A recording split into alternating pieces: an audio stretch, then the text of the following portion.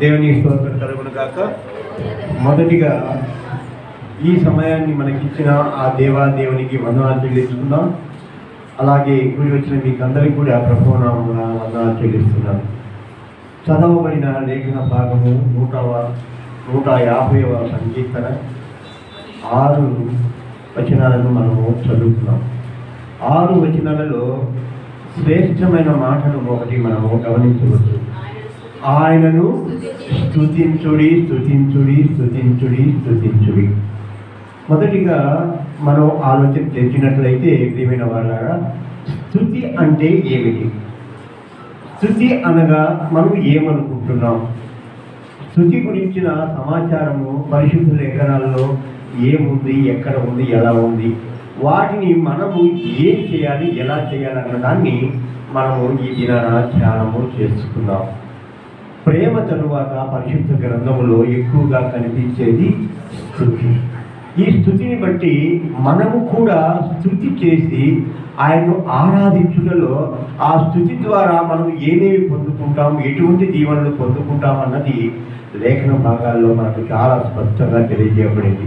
అయితే ప్రియమైన వాళ్ళారా, ఈ స్తుతి అనే అంశము చెప్పబడుతూ ఉంటే రోజులు చెప్పుకుంటూ వెళ్ళవచ్చు. కానీ మనకిచ్చిన కొద్దిపాటి సమయాన్ని బట్టి ఆ సమయంలో ఎంతవరకు నేర్చుకోగలమో అంతవరకు మనము నేర్చుకుందాం. ప్రియమైన వాళ్ళ మొదటిగా చూసినట్లయితే యెహోవాను స్తుతించుడి, ఆయన పరిశుద్ధాలయమునందు దేవుని స్తుతించుడి.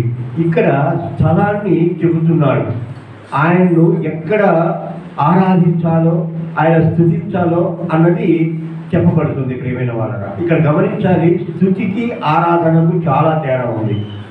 ఆ తేడాను మనం గమనించుకుంటూ వెళ్ళాలి. అంటే స్తుతి యొక్క చివరి స్థితినే ఆరాధనగా మనము చెప్పబడుతుంది. అందుకే ఆత్మతో సత్యముతో మనము ఆరాధించాలన్నది దేవుని వాక్యము సెలవిస్తుంది. ప్రియమైన వాళ్ళ అలాగనే మొదటి వచనంలోనే ఆయన బలమును ప్రసిద్ధి చేయు ఆకాశ విశాలమందు ఆయనను స్తుతించుడి. ఆకాశ విశాలంలో కూడా స్తుతిస్తున్నారు దేవదూతలు. అది కూడా గొప్ప స్థితిగా చెప్పబడుతుంది. ఒకవేళ నేను విమానంలో ప్రయాణం చేసినట్లయితే, ఆకాశంలో ఉన్నట్లయితే అక్కడ కూడా మనము దేవుణ్ణి స్తుతించాలన్నది దేవుని వాక్యము సెలవిస్తుంది. అలాగే 2వ వచనం చూద్దాం. ప్రియమైన వాళ్ళ ఆయన పరాక్రమ కార్యములను బట్టి ఆయనను స్తుతించుడి, ఆయన మహాప్రభావమును బట్టి ఆయనను స్తుతించుడి.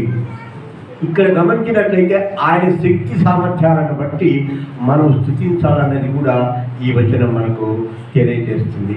అలాగనే గమనించినట్లయితే ఆయన యొక్క ప్రభావము అంటే మనము గమనించుకున్నట్లయితే ఆయన శక్తి యొక్క తేజస్సును బట్టి ప్రభావం అని చెప్పవచ్చు. ప్రియమైన వాళ్ళ అలాంటి ప్రభావాన్ని బట్టి కూడా మనం ఆయనను స్తుతించాలన్నది దేవుని వాక్యము సెలవిస్తుంది. అలాగనే 3వ వచనం చూద్దాం.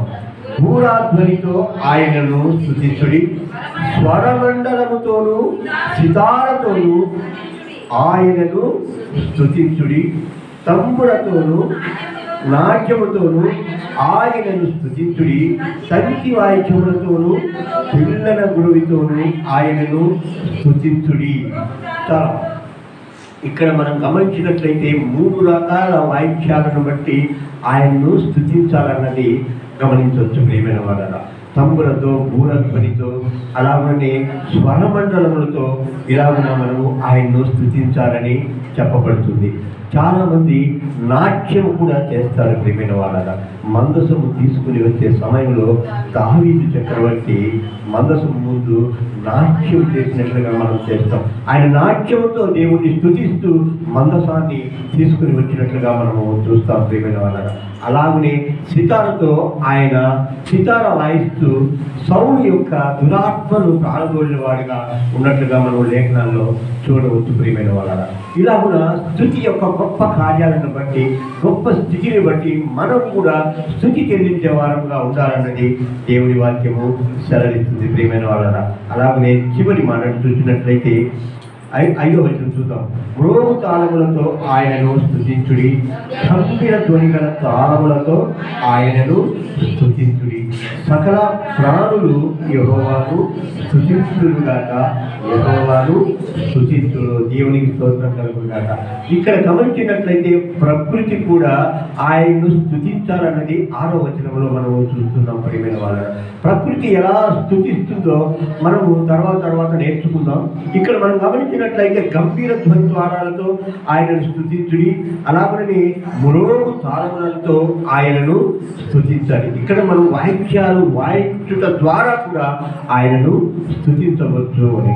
పాట పాడే సమయంలో ప్రియమైన వాళ్ళారా, ఆత్మ ఎక్కువ కార్యం జరిగించినప్పుడు ఎక్కువ గంభీర స్వరముతో తాళము ఎక్కువగా వస్తుంది. మనం అబ్జర్వ్ చేస్తున్నాం కదా, చాలా గొప్పగా ఎప్పుడైతే మీరు ఆత్మతో ఆయన్ను ఆరాధిస్తుంటారో ఆ ఆత్మ ద్వారా గొప్ప స్థుతి జరుగుతూ ఉంటుందో అప్పుడు అందరికి కూడా సౌండ్స్ కూడా చాలా ఎక్కువగా రావడం మనము గమనించవచ్చు. ప్రియమైన వాళ్ళ ఇలా కూడా మనం గమనించినట్లయితే స్థుతి అనున్నది పాత నిబంధనలో 7 రకాలుగా చెప్పబడింది. అలాగే కొత్త నిబంధనలో 2 రకాలుగా స్థుతి అన్న మాటలు చెప్పబడింది. ప్రియమైన వాళ్ళ ఒకసారి మనం చూసినట్లయితే మొదటిగా హలాల్ అనే మాట స్థుతిని తెలియజేస్తుంది.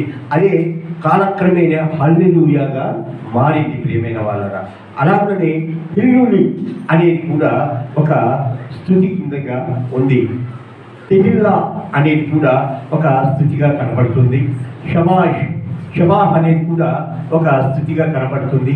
జామర్ అనేది కూడా, సౌరా అని కూడా, భారత్ అనే 7 విధాలైన స్థుతి మనకు పాత నిబంధనలో తెలియజేయబడింది. ప్రియమైన వాళ్ళ ఇవన్నీ కూడా ఒక్కొక్క దాన్ని ఒక్కొక్క రకంగా వివరించినట్లయితే ఒక్కొక్క పూట మనము ధ్యానం చేసుకోవచ్చు. ప్రియమైన వాళ్ళ అలాగే 2వది అయినది కొత్త నిబంధనలో చూసినట్లయితే ఐనసిస్ అని, డాక్సా అని 2 రకాలైన స్థితిని మనము చూడవచ్చు. ఇవన్నీ కూడా వివరించుకుంటూ వెళ్ళినట్లయితే ఐనసిస్కు హెబ్రీయులకు రాసిన పత్రిక 13వ అధ్యాయము 15వ వచనాన్ని చెప్పబడింది.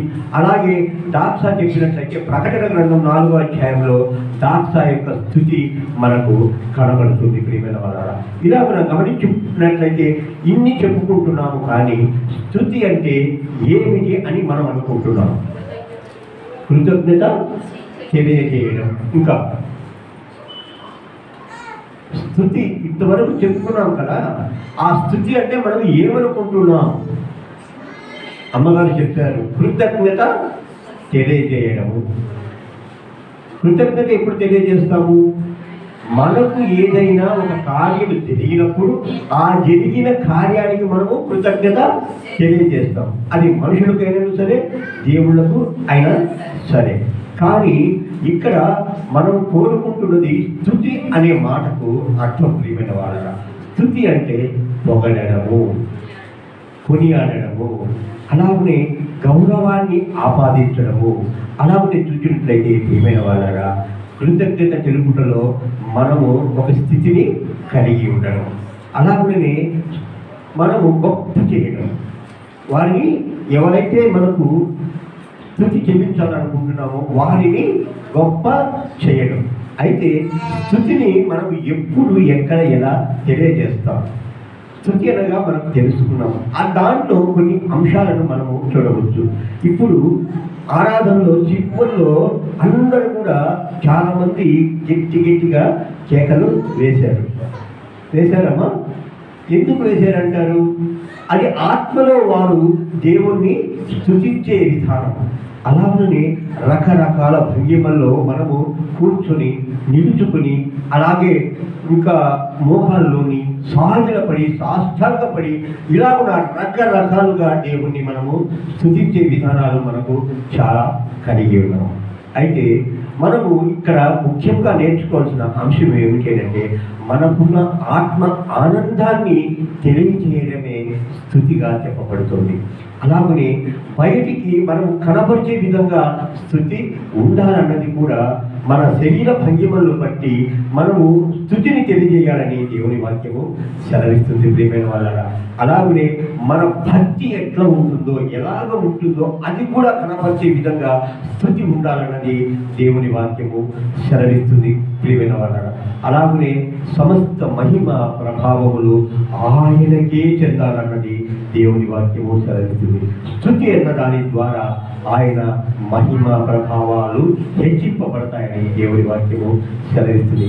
మరి మనలో ఉన్న ఎంతమందిని మన ఆత్మ సంతోషాన్ని బట్టి ఆయనను స్తుతిస్తున్నాం, అలాగనే ఆయన్ని ఎలాగో మనం గౌరవపరుస్తున్నాం, అలాగైనా ఆయన ఎంతగా మనం హెచ్చిస్తున్నాము, ఆయన ఎంతగా కొనియాడుతున్నాం, ఆయనకి ఎల్ల వేళలా మనము కృతజ్ఞతాస్తుతులు దావీదులాగా మనం చెల్లిస్తున్నామా లేదా అన్నది ఆత్మ పరిశీలన చేసుకోవాలని మనం చేస్తున్నాం ప్రియమైన వాళ్ళ. స్తుతి అన్నది చాలా గొప్పదైన అంశం.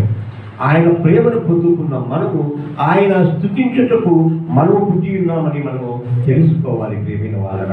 ఆయనకు మహిమ కలగాలంటే మనము స్తుతుల ద్వారానే ఆయనకు మహిమ చెల్లించే వారుగా ఉంటామన్నది దేవుని వాక్యము సెలవిస్తుంది. అలాగనే మనం గమనించినట్లయితే ప్రియమైన వాళ్ళ, ఈ స్తుతి ఎవరికి చెల్లించాలి? ఇంతవరకు నేర్చుకున్నాం, దేవునికి చెల్లించాలనుకుంటున్నాం.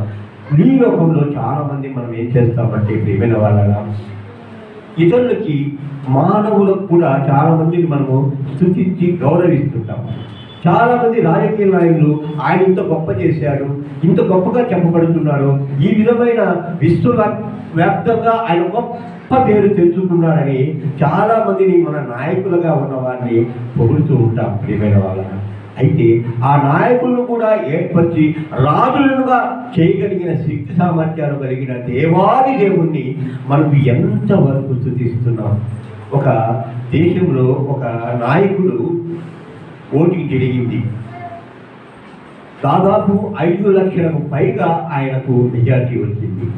ఆ రోజు ఈవినింగ్ ఆయన గర్వంగా చెప్తున్నాడు ఒక మాట, ఈ దినాన నేను ఈ రాజ్యానికి రాజుగా ఎన్నుకోబడ్డాను, 5 లక్షలకు పైచిలకు నాకు ఓట్లు వచ్చాయి, ఇక నన్ను ఎవరు కూడా, ఆ దేవుడు కూడా నన్ను ఏమీ చేయలేడని గర్వంతో చెప్పుకున్నాడు ప్రియమైన వాళ్ళ. అయితే రాత్రి హఠాత్తుగా ఆయనకు హార్ట్ అటాక్ వచ్చి చనిపోయాడు. అంటే మరుసటి దినాన ఆయన రాజుగా ఎన్నుకోబడుతున్నాడు, ప్రమాణ స్వీకారం చేయాలి, అది ఏది కూడా జరగలేదు ప్రియమైన వాళ్ళ. ఈయన మొట్టమొదటిగా దేవుడిని స్తుతించిన వాడుగా ఉన్నట్లయితే నెబుకద్నెజరులాగా గడ్డి తినకుండా రాజ్యపాలన చేసి ఉండేవాడు కదా. అయితే ప్రియమైన వాళ్ళరా, మీకందరికీ కూడా హెచ్చరిక చేయడం ఏమిటి అంటే ప్రియమైన వాళ్ళరా, మనము ఏ విషయంలో కూడా అతిశయపడకుండా దేవుని విషయంలోనే అతిశయపడేవారుగా మన స్తుతులు స్తోత్రాలు చెల్లించాలన్నది దేవుని వాక్యము సెలవిస్తుంది ప్రియమైన వాళ్ళ. నిజంగా ఎంత గొప్పగా ఆ దేవునికి మనము స్తుతి చెల్లించాలో ఒకసారి గమనించాలి. ఇక్కడ రాజుగా ఎన్నుకోబడడానికి ఓట్లు వేసిన వారిని ఆయన స్తుతించాడా? లేదు. అలాగనే ఆయన్ను రాజుగా చేయడానికి సిద్ధపడిన దేవుణ్ణి ఏమైనా ఆయన స్తుతించాడంటే లేదు ప్రియమైన వాళ్ళ. మరి ఏది చేయని ఆయనకు రాత్రి ప్రాణం పోయి ఏది కూడా పొందుకోలేని స్థితిలో భూస్థాపితం చేయబడ్డాడు ప్రియమైన వాళ్ళ. కనుక ఇక్కడ మనం గమనించాల్సిన విషయం ఏమిటి అంటే, దేవుని మనకి ఇచ్చిన గొప్ప ఆధిక్యతను బట్టి మనం ఆయన్ను స్తుతించే వారముగా ఉండాలన్నది దేవుని వాక్యము సెలవిస్తుంది ప్రియమైన వాళ్ళ. అలాగనే అర్హత కలవారికే మనము స్తుతిని చెల్లించాలి. ఇప్పుడు చెప్పుకున్నట్లు అర్హత కలిగిన వారు ఎవరు అంటే ఈ లోక మానవులు కాదు ప్రియమైన వాళ్ళ. ఎంతవరకు ఒక తల్లి ఆమె జీవించి ఉన్నంత కాలం తన బిడ్డను చూసుకోవచ్చు, ఒక రాజకీయ నాయకుడు తన అధికారంలో ఉన్నంత వరకు ఆ బిడ్డను చూసుకోవచ్చు. అలాగనే ఎవరైనా సరే తండ్రి కానీ తల్లి కానీ అధికారులు కానీ ఇంకా రకరకాల వ్యక్తులు బంధువర్గంలో కూడా వారు జీవించి ఉన్నంత కాలం మాత్రమే ఆ బిడ్డను చూసుకోగలరు. కానీ ఆ తర్వాత ఎవరు చూస్తారు ఆ బిడ్డను? దేవుడే చూడాలి ఇక్కడ. అందుకొరకు ఆ బిడ్డ ఏమి చేయాలి? ప్రతి దినము, ప్రతి క్షణము, ప్రతి గంట దేవుణ్ణి స్తుతించాలన్నది దేవుని వాక్యంగా ఉంది ప్రియమైన వాళ్ళ. మన ఆత్మ పరిశీలన అలాగే ఉండాలన్నది దేవుని వాక్యం కూడా సెలవిస్తుంది ప్రియమైన వాళ్ళ. అలాగే మనం చూసినట్లయితే మనకు ఉపకారం చేసే వారిని మనము స్తుతించాలి. ఈ లోకంలో ఒక తల్లి చాలా రోజుల నుంచి రేషన్ కార్డు కోసం తిరిగిందంట. తిరిగి ఒకరోజు ఎక్కడో మందిరంలోకి వెళ్ళి ప్రార్థన చేసుకుని ఆ రేషన్ కార్డు కొరకు వెళ్ళింది. వెంటనే రేషన్ కార్డు శాంక్షన్ చేశారట. 3-4 ఏళ్ళుగా తిరుగుతున్న రేషన్ కార్డు ఇవ్వని ఆ తల్లికి ఒక్క ప్రార్థన ఏం చేసింది?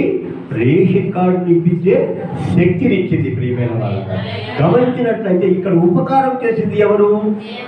దేవుడే కనుక ఆయనకే మనము స్తుతి చెల్లించేవారుగా స్తుతిబద్ధులమై ఉన్నామని మనకు తెలియజేయబడుతుంది. అలాగనే మనం గమనించినట్లయితే మనకు అనుగ్రహాన్ని బట్టి అలాగనే ప్రేమను బట్టి మనము ఆయనను స్తుతించేవారుగా ఉన్నాం. లేఖనాలు చెబుతున్నాయి ప్రియమైన వాళ్ళరా, ఆయన నిన్ను మొదటిగా ప్రేమించి ఉన్నాడు, అందుకొరకు నువ్వు ఆయన ప్రేమిస్తున్నావు. అంతే కదా. ఎప్పుడైతే తల్లిదండ్రులుగా మనం మన బిడ్డలను ప్రేమిస్తామో ఆ బిడ్డను తిరిగి మనల్ని ప్రేమించే అవకాశము ఉంది. మనము ఆ బిడ్డను అసహించుకుంటే ఏమవుతుందమ్మా? వారు కూడా మనల్ని అసహించుకోవడం జరుగుతుంది. అందుకే ఇక్కడ మనం కనపరిచే అనుగ్రహాన్ని బట్టి, మనం కనపరిచే ప్రేమను బట్టి, మనం కనపరిచే అనురాగాన్ని బట్టి, వాత్సల్యతను బట్టి ఆ బిడ్డ మనం తిరిగి ప్రేమను పంచుతాడు. అందుకొరకే ఆ దేవాది దేవుడి ఇవన్నీ కూడా నీ మీద కుమ్మరించి కురిపిస్తూ అన్ని రకాలుగా నిన్ను ఆదుకుంటున్న ఆ దేవాది దేవుణ్ణి నీవు స్తుతించ బద్ధుడమై ఉన్నామన్నది మనము గమనించుకోవాలి. అలాగనే గమనించినట్లయితే ప్రియమైన వాళ్ళరా, మనకు ఆయన శక్తి సామర్థ్యాలను బట్టి మనము ఆయన్ను స్తుతించే వారుగా ఉండాలి. ఆయన శక్తి ఏమిటి చెప్పండమ్మా? 150వ సంకీర్తనలో 6 వచనాలే ఉన్నాయి. 6 వచనాలకు సాదృశ్యం ఏమిటంటే మనమే. 6 అనే సంఖ్య మానవునికి సంబంధించిన సంఖ్య. కానీ మనం ఏం చేస్తున్నాం ఈ లోకంలో అంటే, ఎవరైతే పక్కవారు మనకి ఏదైనా పప్పు చారు పెడితే థ్యాంక్స్ చెప్తాం కదా, అలాగే ఒక ఆర్థిక సహాయం చేస్తే థ్యాంక్స్ చెప్తాం. ఇలా రకరకాలుగా మనకు సహాయం చేసే వారినందరికీ కూడా మనము థ్యాంక్స్ చెప్తాం. కానీ దినదినము నిన్ను కాచుకుంటూ కాపాడుతూ రక్షణలో నడిపిస్తూ ఆయన కొనసాగించే దేవాది దేవునికి మాత్రం మనము స్తుతి చెల్లించము. ఆయన స్తుతి చెల్లిస్తే ఏం చేస్తాడనేది మనకు అందరికీ తెలుసు, అయినా కూడా మనము స్తుతి చెల్లించము ప్రియమైన వాళ్ళ. అలాగే ఆయన శక్తి సామర్థ్యాలు ఇలాంటివి ఏంటంటే, నీకు ఏ ఆపద వచ్చినా ఆయన దాని నుండి తొలగించేవాడుగా ఉన్నాడు. ఎఫెసీయులకు రాసిన పత్రిక చదువుతారు. ఎఫెసీయులకు రాసిన పత్రిక 6వ అధ్యాయంలోనూ చాలా విషయాలు ఉంటాయి. సాతానును ఎదిరించడానికి మనకు శక్తి బలాన్ని కూడా ఆయన ఇచ్చే దేవుడుగా ఉన్నాడు. ఆయన బలాన్ని నీకు ఇచ్చినప్పుడు ఆ బలం ద్వారా సాతానునే ఎదిరించి ఆయన ద్వారా మనము గొప్ప శక్తిని పొందుకునేవారం అని చెప్పి ఆయనను బట్టి మనం స్తుతించాలన్నది దేవుని వాక్యము సెలవిస్తుంది. ప్రియమైన వాళ్ళ 18:6-18లో చివరిగా ఆ మాట ఉంటుంది. మనము ఆయన్ను స్తుతించి కొనియాడే వారంగా ఘనపరిచే వారంగా ఉండాలన్నది ఆ వచన సారాంశం ప్రియమైన వాళ్ళ.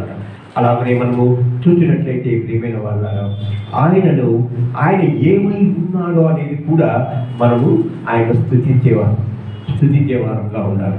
మామూలుగా మనిషిని చూసినప్పుడు కొన్ని లక్షణాలను మనము గమనించవచ్చు. ఏ మనిషినైనా కూడా కొన్ని లక్షణాలను మనము గమనించవచ్చు. ఆయన కోపిష్టిగా ఉన్నాడా, ప్రేమమయుడుగా ఉన్నాడా, ఆయన విజేత కనపరిచేవాడుగా ఉన్నాడా, గర్విష్టిగా ఉన్నాడా, ఇలా రకరకాలైన అంశాలను బట్టి ఒక మనిషిని మనం అంచనా వేయవచ్చు. కానీ దేవుని మీలో ఎవరైనా అంచనా వేసేవారు ఉన్నారా? ఎందుకు? ప్రశ్న. సర్వము ఆయన సర్వాంతర్యామి, సంతోషం. ఆయన పట్టజాలని వాడు, సంతోషం. ఆయన ఆకాశం మీద కూర్చుంటే పాదపీఠంగా ఉంటుంది, సంతోషం. నేను అడిగిన ప్రశ్న ఏమిటి? ఆయనను అంచనా మీరు వేయగలరా? కొన్ని యుగాలుగా మన హిందూ దేశమైన భారతదేశంలో ఎంతోమంది ఋషులు ఆయన కొరకు తపస్సు చేసి కూడా ఆయన్ను కనుగొనలేకపోయారు. అందుకే ఆయన మానవ రూపంలో శరీరధారి అయి ఈ లోకంలో మన మధ్య నివసించడానికి వచ్చినట్లుగా మనం చూస్తున్నాం ప్రియమైన వాళ్ళ. నిజంగా ఎంతోమంది ఎన్నో రకాలుగా గ్రీకు తత్వవేత్తలు కూడా, తత్వవేత్తల్లో గ్రీకులు అనే వారిని గొప్పగా చెప్పవచ్చు. కానీ వారికే తెలియకుండా దేవుడు ఉన్నాడు అని అంటే ఆయన్ను ఎలాగ మనము అంచనా వేయగలము, ఇలాంటి వాడు అని ఎలాగ చెప్పగలము? అందుకొనకే ఆయనను మనము స్తుతించాలి ప్రియమైన వాళ్ళ. అలాగనే మనం గమనించినట్లయితే ఇది మనకు ఒక గొప్ప ఆజ్ఞగా ఉంది. మనము ఆయన స్తుతించాలన్నది మనకు ఒక ఆజ్ఞగా ఉన్నది. ఈ 6 వచనాల మొత్తంగా చదువుకుంటే కూడా ఆయనను స్తుతించుడి స్తుతించుడి స్తుతించుడి. స్తుతించాలి అని ఎక్కడైనా ఉందా? లేదు. స్తుతించుదాము అని ఎక్కడైనా ఉందా? లేదు. అయితే ఈ స్తుతించుడు అనే పదము కూడా కంటిన్యూషన్గా ఉండాలి ప్రియమైన వాళ్ళు. అందుకొరకే ఇది మనకు నిరవధికమైన ఆజ్ఞగా ఉన్నదని మనము గమనించి ఆయన ఎల్లవేళలా స్తుతించేవారంగా ఉండాలన్నది దేవుని వాక్యము సెలవిస్తుంది. అలాగనే మనం చూసినట్లయితే ఈ స్తుతి ఎవరికి చేయాలి అన్నది తెలుసుకున్నాం, ఎందుకు చేయాలన్నది కూడా ఆలోచన చేశాం. అయితే ఈ స్తుతి ఎందుకు చేయాలన్నది కూడా ఆలోచన చేద్దాం. మనము నానాటికి బలము పొందుకోవడానికి ఆయనను స్తుతించేవారుగా ఉండాలి. అదే మనకు గల న్యాయమైన కోరికలను తీర్చుకోవడానికి ఆయన్ను మనము స్తుతించాలి. అలాగనే ప్రతి విషయంలో విజయం పొందుటకు మనము ఆయన్ను స్తుతించాలి.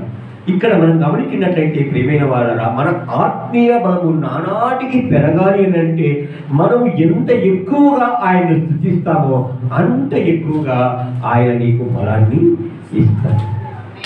నిజంగా మనము స్తుతి చేసే సమయంలో మనం హృదయము ఎంతో ఉల్లాసంగా, సంతోషంగా, ఆనందంగా ఉండడము ఎన్నడైనా మీరు గమనించారా? ఆలోచన చేశారా? మీరు స్తుతిస్తుంటే మీ మనసు ఎంత ప్రశాంతతగా ఉంటుందో ఎప్పుడైనా మీరు గమనించారా ప్రియమైన వాళ్ళరా? ఎందుకంటే ఎంత స్తుతి చేస్తామో అంత గొప్పగా దేవాది దేవుడు మనకు పక్కనే ఉంటాడన్నది మనము ఆలోచన చేయాలి. ఇలాగున మన స్తుతి ద్వారా ఆయన గొప్పగా మహిమ పొందుతాడన్నది దేవుని వాక్యము సెలవిస్తుంది ప్రియమైన వాళ్ళ. అలాగనే మనకు గల న్యాయమైన కోరికలను దేవుడు తీర్చడానికి ఆయన మనము స్తుతించాలి. ఈ మధ్య ఒక సంఘటన జరిగింది. ఎలాంటి సంఘటన అంటే, ఒక కూతురు, ఒక కొడుకు, ఒక భార్య ఉంది. ఆయన హఠాత్తుగా మరణించాడు, 40 ఏళ్ళ వయస్సు. ఆయన భార్య మాకు ఫోన్ చేసి, బాబాయ్ ఈ విధంగా జరిగింది, మేము ఎప్పుడూ అనుకోలేదు ఈ విధంగా జరుగుతుంది అని అనుకున్నాం. అయితే ఆ అమ్మాయికి మేమేం చెప్పామంటే, అమ్మ ఇది దేవుని కార్యము, దేవుని చిత్తమై ఉన్న కార్యము కనుక ఈ విధంగా జరిగింది అన్నారు. ఏది దేవుని కార్యము బాబాయ్? ఒక బిడ్డ జ్ఞానవంతుడు కాదు, కొడుకుగా ఉన్నవాడు, కూతురు పెద్దదైంది, ఆమెకు ఏదైనా కార్యాలు ఏదైనా చదువుల్లో కానీ చేయాలంటే సంపాదన ఉండాలి, నా ఒక్క సంపాదన సరిపోదు కదా అని ఆమె చెప్పింది. ఇక్కడ మనము ఆలోచన చేసినట్లయితే దేవుణ్ణి స్తుతించడానికి ముందుగా మనము ఆయన ఎడల ఏమైనా తప్పిదం చేసి ఉన్నామో, లేదా ఈ లోకరీతిగా మనమే ఏదైనా తప్పిదం చేసి ఉన్నామో లేదో అని మనం గమనించుకోవాలి ప్రియమైన వాళ్ళ. ఆ పిల్లవాడి అంటే ఆమె కొడుకు యొక్క బుద్ధిమాంద్యానికి కారణము మొబైల్, సెల్ ఫోన్ ఇచ్చారు. ఆ సెల్ ఫోన్ ఇవ్వడం ద్వారా నేటి యువత పాడవుతుంది, అలాగే చిన్న బిడ్డలు కూడా పాడవుతుంది. ఒక తల్లి ఒక వంట పని చేసుకోవడానికి ఆ మొబైల్ ఏమిస్తుంది, పిల్లలకి ఇచ్చేస్తుంది. వాళ్ళు ఏం చేస్తారు, దాంట్లోనే చూసుకుంటూ ఆ దాంట్లోనే పడిపోయి బుద్ధిమాంద్యము వస్తుంది.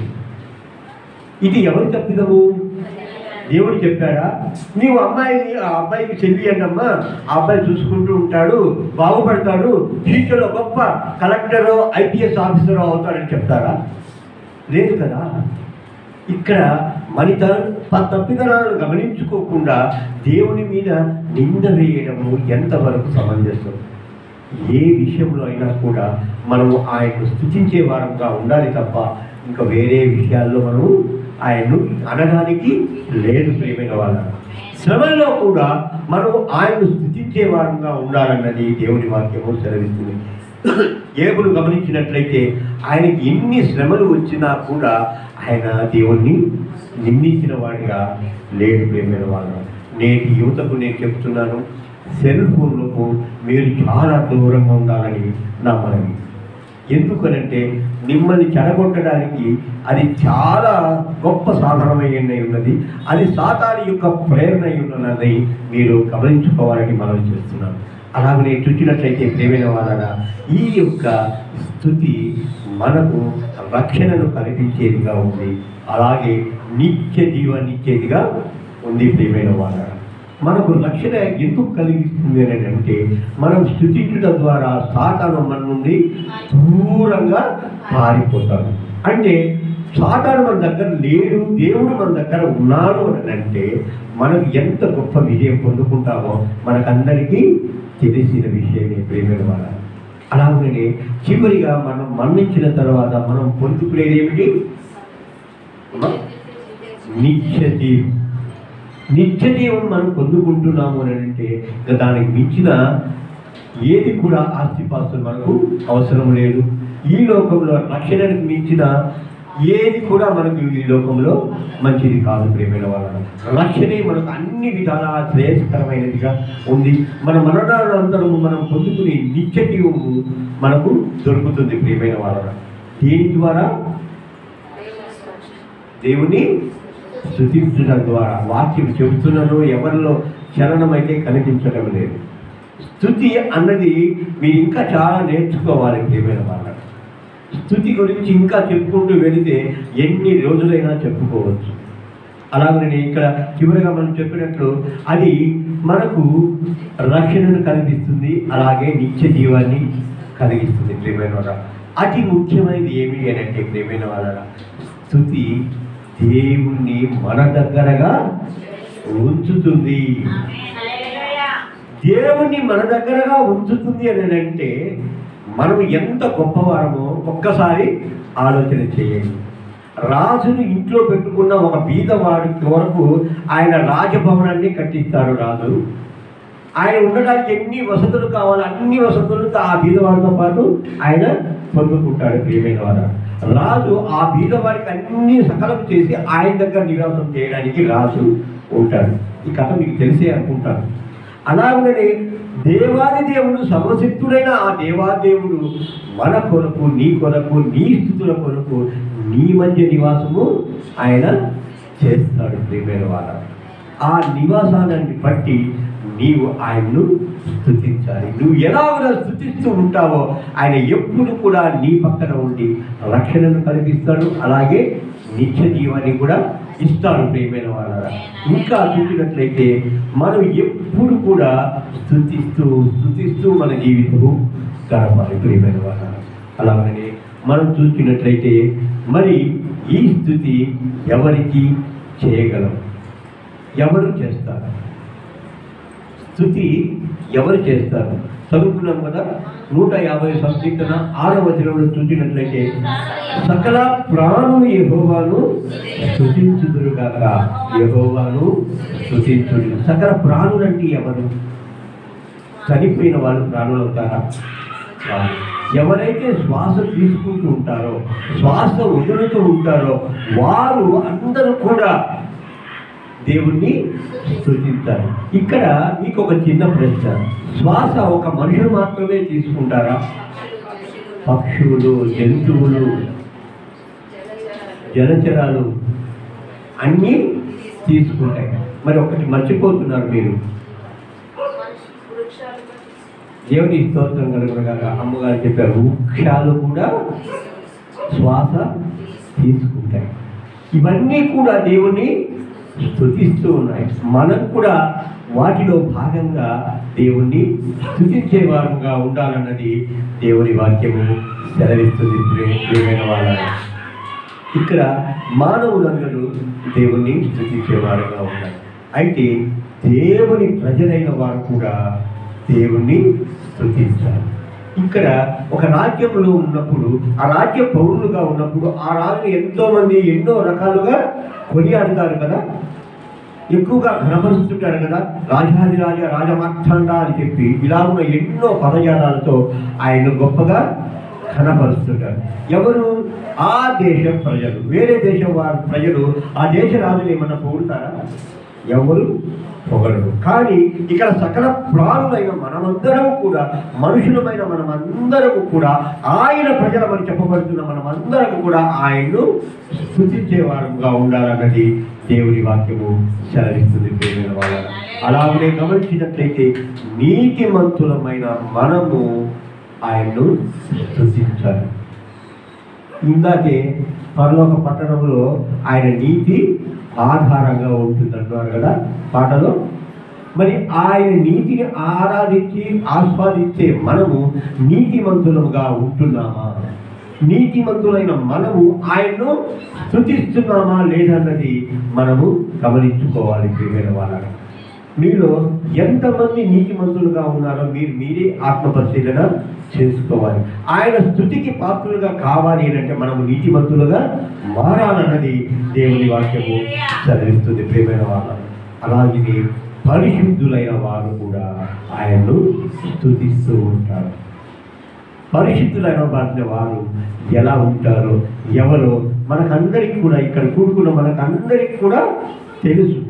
దాంట్లో గొప్పగా విశ్లేషించి విశదీకరించి చెప్పవలసిన అవసరం లేదని నేను అనుకుంటున్నాను. ప్రియమైన వాళ్ళ, పరిశుద్ధులుగా మనం పిలువబడాలి అని అంటే ఎదుటివారు మనల్ని చూస్తూనే వీళ్ళు గొప్ప శక్తి ఉంది, వీళ్ళు గొప్ప జ్ఞానవంతులు, దేవునిలో వీళ్ళు గొప్పగా ఆధ్యాత్మికంగా ఎదుగుతున్నవారు అని చెప్పి ఎదుటివారు మనల్ని గమనించినప్పుడే మనం పరిశుద్ధులుగా ఉంటాం. మన అన్నీ కూడా మనస వాచ కర్మ కూడా పరిశుద్ధులుగా ఉండాలన్నది దేవుని వాక్యము సెలవిస్తుంది. ప్రియమైన వాళ్ళ, మనం ఎంత పరిశుద్ధత ఉంటామో అంత పరిశుద్ధతతో దేవుణ్ణి స్తుతించే వారంగా ఉండాలన్నది దేవుని వాక్యము సెలవిస్తుంది. ప్రియమైన వాళ్ళ, అలాగే దేవుని యందు భయభక్తులుగా వారందరం కూడా మనకు దేవుణ్ణి స్తుతించేవారుగా ఉండాలి. ఎలా కూడా భయము భక్తి ఉన్న మనము ఆయన ఎలాగ స్తుతిస్తాము? భయం ఉంటే ఆయన దూరంగా వెళ్ళిపోతాం కదా, దగ్గరికి రాలేం కదా. ఆది కాండంలో మనం గమనించినట్లు అవ్వ ఆదాములు భయపడి దూరంగా పారిపోయారు. అంటే పాపము నీలో చేరుకుంది అని అంటే దూరంగా నీవు పారిపోవడానికి ఆస్కారం ఉంది. దూరంగా నువ్వు పారిపోయావు అని అంటే నువ్వు పాపం చేసిన వారుగా ఉంటావు. ప్రియమైన వారు, అందుకొరికే దేవుని యందు భయభక్తులు కలిగిన మనము ఆయన్ను స్తుతించేవారుగా ఉండాలి.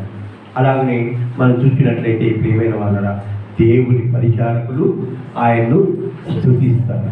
పరిచారకులు అంటే ఎవరు చెప్పండమ్మా?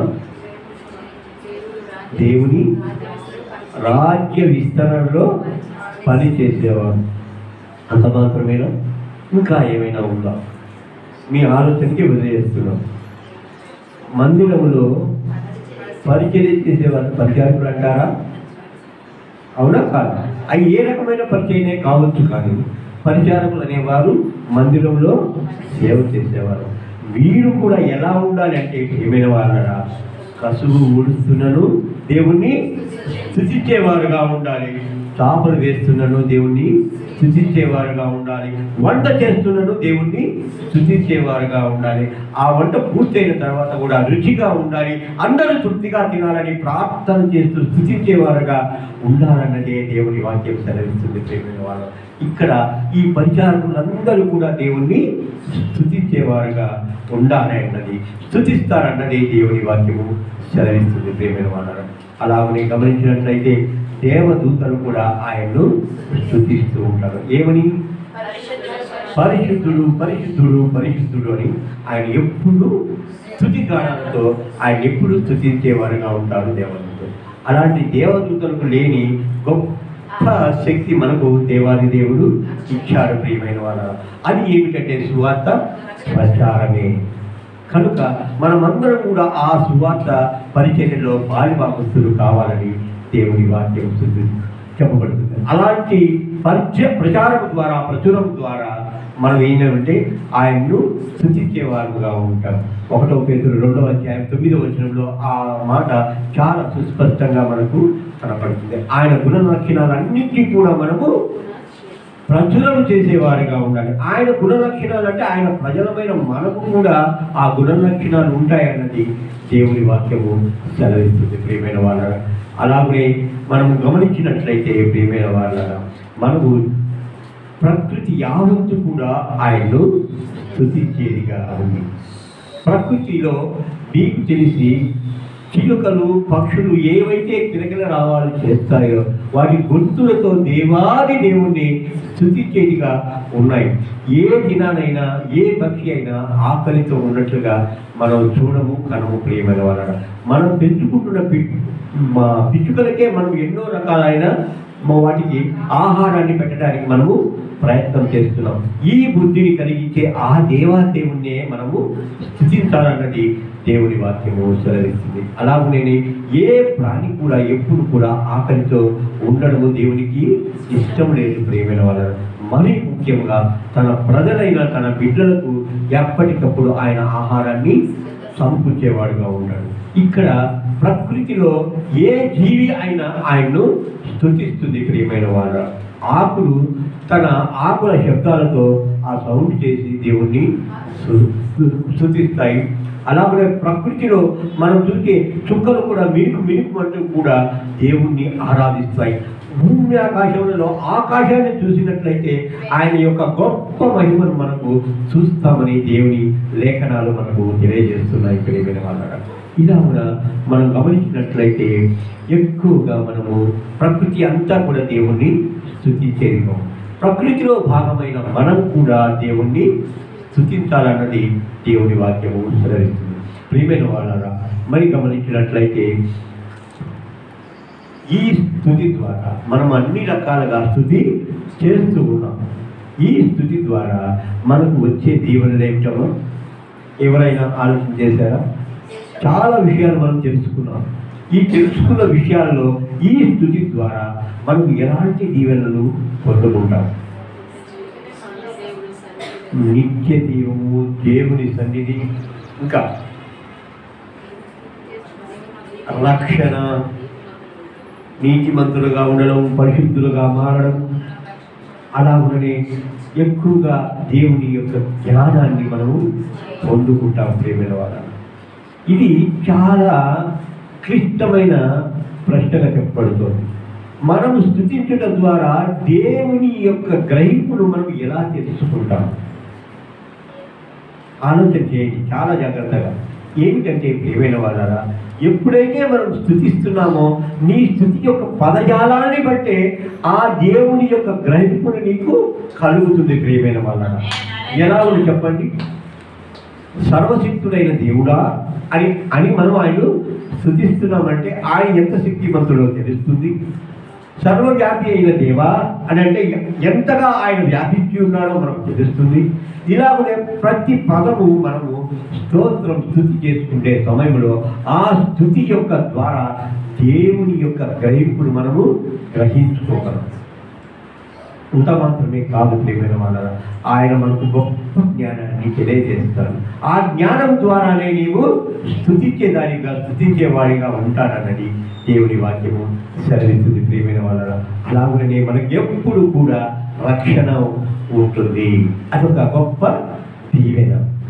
చాలామంది ఇక్కడ ఉన్న వారిలో ప్రమాదాల నుండి చాలా వరకు తప్పించుకున్న వారుగానే ఉంటారు. అంతే కదా? చాలా మందిని తప్పించుకుంటాం. నేనైతే చాలా మార్లు తప్పించుకున్న సందర్భాలు ఉన్నాయి. నా తల మీద నుంచి లారీ వెళ్ళవలసిన సందర్భాన్ని కూడా నా చిన్న వయసులో నేను తప్పించుకున్న రోజులు ఉన్నాయి. ప్రియమైన వాళ్ళ ఇవన్నీ మనం చూస్తున్న విషయాల్లో రక్షణ నీవు జీవించడానికి ముఖ్య కారణము దేవాది దేవుడే. ఒక తల్లి పడింది ఒక చోట, తిరిగి ఆమె లేచి ఇంటికి వెళ్ళింది. మామూలు సందర్భంలో అయితే ఒక వయసులో పడితే కాలు విరిగింది అని అంటే మరి కట్టుకోవడము కష్టం, చెయ్యి విరిగినా కట్టుకోవడం కష్టం.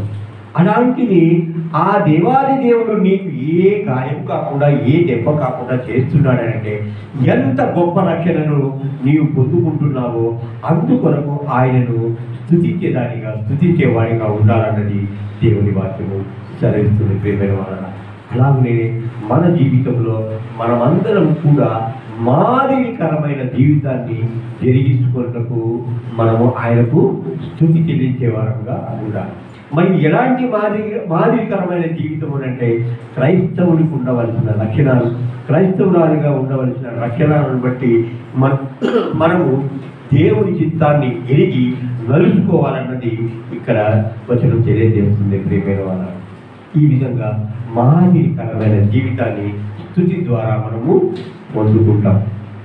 నిజంగా ఈ స్తుతి ద్వారా మనం అందరం కూడా మాదిరికరమైన జీవితం పొందుకుంటున్నామా లేదన్నది మనమే ఆత్మ పరిశీలన చేసుకోవాలని మనం చేస్తున్నాను. ప్రియమైన వాళ్ళ మన ఆత్మ ఎప్పుడు నిన్ను ప్రతి విషయంలో నిర్వచిస్తుంది, నిదానంగా నడిపిస్తుంది, సర్వ సత్యములోనికి నేను నడిపిస్తుంది. ప్రియమైన వాళ్ళ ఎప్పుడు కూడా మన ఆత్మను అనుసరించే మనం నడుచుకునే వారంగా ఉండాలని దేవుని వాక్యము సెలవిస్తుంది. మరి ఆత్మను నిర్లక్ష్యం చేసినట్లయితే ఆయన నువ్వు స్తుతించలేవు. ప్రియమైన వాళ్ళ ఎప్పుడైతే స్తుతించలేవో అప్పుడు దేవుడు నీ దగ్గర ఉండడు, నీకు రక్షణ కలగదు, అలాగే నిత్య జీవం పొందుకోవడానికి కూడా నీకు అవకాశము లేదు. ప్రియమైన వాళ్ళ ఇక్కడ మనం గమనించినట్లయితే మాదిరికరమైన జీవితం అంటే యేసు ప్రభు ఏలాగున ఈ లోకంలో జీవించాడో మనకందరికీ తెలుసు. అలాంటి జీవితాన్ని క్రైస్తవుడుగా ఆయన పేరు చెప్పుకుంటున్న మనము క్రైస్తవుడుగా మనము ఆచరిస్తున్నామో లేదో, క్రైస్తవురాలుగా మనం ఉంటున్నామో లేదో మనము ఆత్మ పరిశీలన చేసుకుని ఆ దేవాది దేవుడైన యేసు ప్రభువును స్తుతించేవారుగా ఉండాలి. ప్రియమైన వాళ్ళ మన దిహోపరమైన స్తుతి ఎంత గొప్పగా ఉండాలో అదే హెబ్రీ 13:15 చూస్తున్నాం. మన దిహోపరము ఏమిటి అంటే మాట ఎలాగా ఉండాలి? స్తుతి చెల్లించే వారంగా ఉండాలి. స్తుతుల ద్వారా ఆయన ఎక్కువగా మహింపరిచే వారంగా ఉండాలన్నది దేవుని వాక్యము సెలవిస్తుంది. ప్రియమైన వాళ్ళ అలాగనే మనం గమనించినట్లయితే చివరిగా చెప్తున్నాం, ప్రియమైన జీవనంలో నిత్య జీవము పొందడానికి ఆ స్తుతి మనకు ఒక మార్గంగా కనబడుతుంది. మన మనకు చివరి గమ్యమైన నిత్య జీవం పొందుకోవడానికి స్తుతి మనకు ఉపయోగపడుతుంది. స్తుతి నీకు దీవెనగా ఉంటుందన్నది దేవుని వాక్యము సెలవిస్తుంది. ప్రియమైన వాళ్ళ అలాగే మనం గమనించినట్లయితే స్తుతి ఎప్పుడు చెయ్యాలని మనం అనుకుంటూ ఉంటాం. దేవునికి మనకు అన్ని రక్షణ కల్పించే దేవుడు, అన్ని రకాలుగా సహాయం చేసే దేవుడు, ఉపకారిగా ఉన్న దేవుడు, నిత్యము మనము వెంటటి మనతో పాటే ఉన్న ఆ దేవాదేవునికి మనము ఎప్పుడు స్తుతులు చెల్లించాలి. అమ్మా అన్ని విషయాల్లో స్తుతించే వారంగా ఉన్నాము. అంటే మరి మీరు నిద్రపోయే సమయంలో ఎలాగా ఆత్మ అదే సైంటిఫిక్గా చెప్పినట్లయితే ప్రియమైన వాళ్ళ మీ నుండి ఆత్మ వెళ్ళిపోతుందంట నిద్ర సమయంలో అంటారు కదా కొంతమంది. మరి అలాంటప్పుడు ఎలా స్తుతించగలము? ఆలోచించే దేవుని స్తోత్రం. తల్లి గారు గొప్ప విషయాన్ని తెలియజేశారు. ఎప్పుడైతే మనము నిద్రించే సమయంలో మన ఆత్మను ఆయనకు అప్పగించి నిద్రపోయినట్లయితే ప్రియమైన వాళ్ళ గొప్పగా మనం ఆయన్ను స్తుతించే వారంగా ఉంటాం. అలాగే నేను ఉదయం లేస్తూనే నీ ఆత్మను నీకు తిరిగి అప్పగించినందుకు నీవు స్తుతులు చెల్లించాలి. ప్రియమైన వాళ్ళ ఇలా కూడా మనము ప్రతిదినము ఉదయము పగలు రాత్రి ఆయన్ను స్తుతించే వారంగా ఉండాలి. అలాగే రోజంతా కూడా స్తుతించే వారముగా మనము ఉండాలి. రోజంతా ఎలా స్తుతిస్తామయ్యా? వంట చేసుకోవాలి కదా, ఆ సమయంలో మన మనసులో ఏ ఆవాలు జీలకర్ర లేకపోతే ఎరగడం కలుపుకోవడమో ఇలా కూడా ఆ వంట పనుల్లో ఎన్నో రకాలుగా మనము పనులు చేసుకుంటాం కదా, అప్పుడు మన మనసంతా కూడా వాటి మీద పోతుంది. కానీ దేవుని స్తుతించుట్లో ఎలాగో వెళ్తుందని అనుకోవచ్చు. ప్రియమైన వాళ్ళ ఎక్కడైనా సరే మన మనస్సును ఆయనకు ఆధీనపరిచినట్లయితే ఆయన్ను స్తుతించే వారముగా ఉంటాను. నువ్వు ఉల్లిపాయలు తరుగుతున్నా, జీలకర్ర తాలింపు వేస్తున్నా, అలాగనే ఏ పప్పు రుబ్బుతున్నా కూడా, అన్నం వండుతున్నా కూడా, ఇంకా రకరకాలైన పనులు, వంట పనులు చేస్తున్నా కూడా, వ్యవసాయం చేస్తున్నా కూడా, ఎలాంటి స్థితిలో నీవు ఉన్నా, మంచంపై అనారోగ్యంతో నువ్వు బాధపడుతూ ఉన్నా కూడా ఆయన్ను మనసుతో నీవు స్తుతించవచ్చు అన్నది మనము గమనించాలి ప్రియమైన వాళ్ళ. అలాగనే రోజంతా మనం ఆయన్ను స్తుతిస్తున్నాం. ఒక్కరోజు స్తుతించకుండా ఉండవచ్చునా? అయితే గంటలు, రోజులు, క్షణాలు స్తుతిస్తున్నాం, రోజులు స్తుతిస్తున్నాం. ఒక రోజైనా మనం ఎప్పుడైనా మర్చిపోవచ్చేమో కదా ఆయన్ను స్తుతించడానికి. ఇశ్రాయేలు ప్రజలు 40 సంవత్సరాలు వాటిని కాపాడిన ఆ దేవాదేవునికి చాలా మటుకు వాళ్ళు స్తుతులు, స్తోత్రాలు చెల్లించలేదు ప్రియమైన వాళ్ళ, మర్చిపోయారు. ఎన్ని మార్లు నేను మిమ్మల్ని జ్ఞాపకం చేసుకుందును అని చెప్పి దేవాదేవుడు ఆ ఇశ్రాయేలు ప్రజలకు హెచ్చరిక చేశారు. అలాంటి ఇశ్రాయేలు ప్రజలుగా మనం ఉన్నామా? మన జీవితకాలం మొత్తం కూడా ఆయనకు స్తుతించేవారుగా ఉండాలన్నది దేవుని వాక్యం సెలవిస్తుంది ప్రియమైన వాళ్ళ. మన జీవితం కాలం మొత్తం అయితే మనకు జ్ఞానం వచ్చి ముఖ తెలిసిన తర్వాత అప్పటి నుండి కూడా మరణించే సమయం వరకు కూడా మనము ఆయన్ను స్తుతించే వారంగా ఉండాలన్నది దేవుని వాక్యము సెలవిస్తుంది ప్రేమలో. అలాగే మనం గమనించినట్లయితే ఎక్కడైతే నీవు నిల్చుకొని ఉంటావో, కూర్చొని ఉంటావో, అక్కడ కూడా దేవుణ్ణి స్తుతించవచ్చు. ఒక చిన్న సందర్భాన్ని మీకు చెప్పాలని నేను ఆశపడుతున్నాను. ఒక ప్రయాణంలో అమ్మగారు నేను ప్రయాణించడానికి బయలుదేరి వస్తున్నాం. ఫుల్ రష్గా ఉంది ట్రైన్. ఆ ట్రైన్లో ఎక్కడ కూడా సీట్ లేదు. కానీ ఎవరో అమ్మగారిని గమనించి, అమ్మ మీరు ఇక్కడ కూర్చోండి అని చెప్పి ఆయన వేసి సీట్ ఇచ్చాడు ప్రియమైన వాళ్ళ. అప్పుడు దేవుణ్ణి గొప్పగా మనము స్తుతించుకోవాలి. కారణం ఏమిటి? ఆ వయసులో నిల్చుకొని ప్రయాణం చేయాలంటే కుదిరే పని కాదు. ప్రేరణ ఎక్కడి నుంచి వచ్చింది? దేవాది దేవుడు ఆ బిడ్డకు ఏం చేశాడు? ప్రేరణ ఇచ్చి ఆ సీటు, ఆయన కలిగిన సీటును ఎవరికి ఇచ్చాడు? అమ్మగారికి ఇచ్చాడు ప్రియమైన వాడు. చూడండి, ఆ సమయంలో మనం స్తుతించే స్థితిని కలిగి ఉన్నామా లేదా? ఏదైతే దేవుడు మనకు సహాయం చేస్తాడో, మన స్థితిని ఎరిగిన దేవాది దేవుడు అన్ని విషయాల్లో మనకు సహాయకారిగా ఉన్న ఆ దేవాది దేవునికి స్తుతులు చెల్లించాలన్నది దేవుని వాక్యము సెలవిస్తుంది ప్రియమైన వాళ్ళ. చివరిగా చెప్పినట్లయితే అన్ని విషయాల్లో మనం ఆ దేవాదేవుణ్ణి స్తుతించేవారుగా ఉండాలి. ఒక్కసారి 103వ సంకీర్తనం, ఇది కూడా 5 వచనాలు ఉంటుంది ప్రియమైన వాళ్ళ. క్షమించండి 100వ సంకీర్తనం. సమస్త దేశములారా యెహోవాకు ఉత్సాహధ్వని చేయుడి, సంతోషంతో యెహోవాను సేవించుడి, ఉత్సాహగానం చేయుచు ఆయన సన్నిధికి రండి. దేవునికి స్తోత్రం కలుగునుగాక. ఇక్కడ సమస్త దేశాలు కూడా ఆయనకు ఉత్సాహధ్వని చేయాలి. ఈ ఉత్సాహధ్వనిని మనం స్థుతిగా చెప్పవచ్చు ప్రియమైన వాళ్ళ.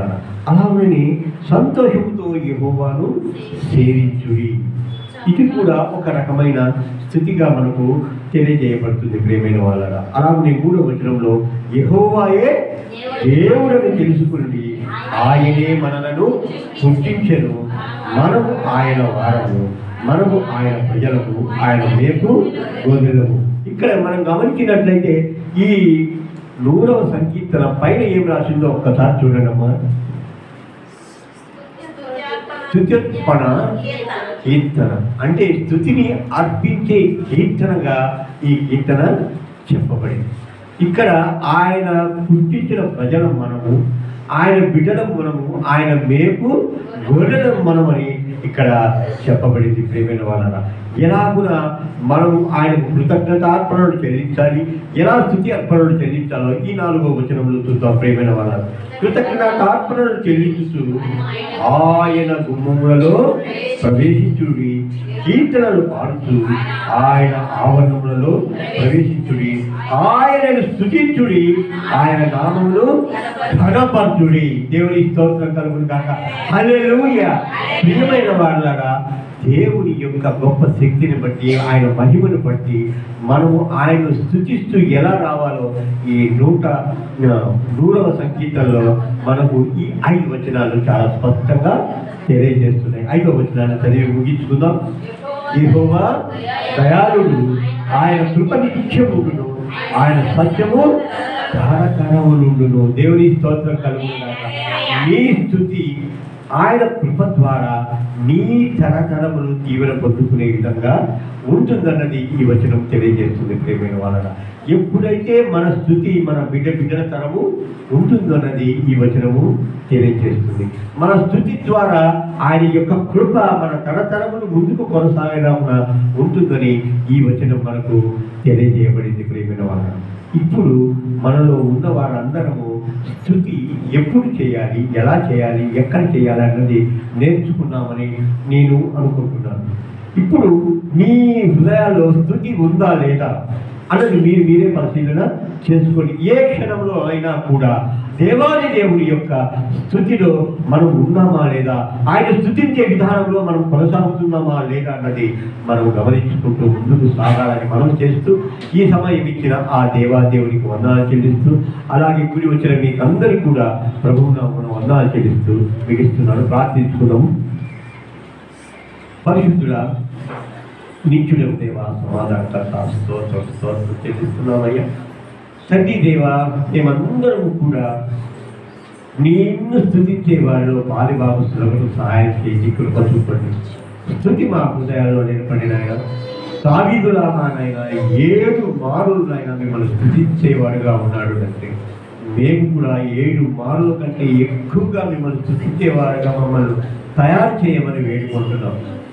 నీ యొక్క నాయన కృపను బట్టి మా తరతరములు నాయన మీ యొక్క స్థుతిని కొనసాగించుకోవడం సహాయం చేయండి. కృప చూపండి. ఇక్కడ కూడి వచ్చిన ప్రతి బిడ్డలో మీరు ఆత్మతో సత్యంతో నింపిన ఆయన మిమ్మల్ని స్తుతించే బిడ్డలుగా వీరిని తయారు చేయమని వేడుకుంటాం. నీతిమంతులుగా పరిశుద్ధులుగా తయారు చేయని ఆయన, అలాగే మీకు పరిచాలకులుగా వీరిని తయారు చేసి తండ్రి మీ స్వార్థ ఎల్లవైనా ప్రకటించుకునే భాగ్యాన్ని ప్రసాదించి, ఇదో తండ్రి స్థుతిలో మేమందరూ కూడా అయినా మా జీవిత కాలం అంతా కొనసాగుటకు సహాయం చేసి కృప చూపమని మా ప్రభువులు రక్షకుడు నజరేయుడైన యేసుక్రీస్తు నామమున ప్రార్థించి వేడుకొంటున్నాము తండ్రి. ఆమేన్.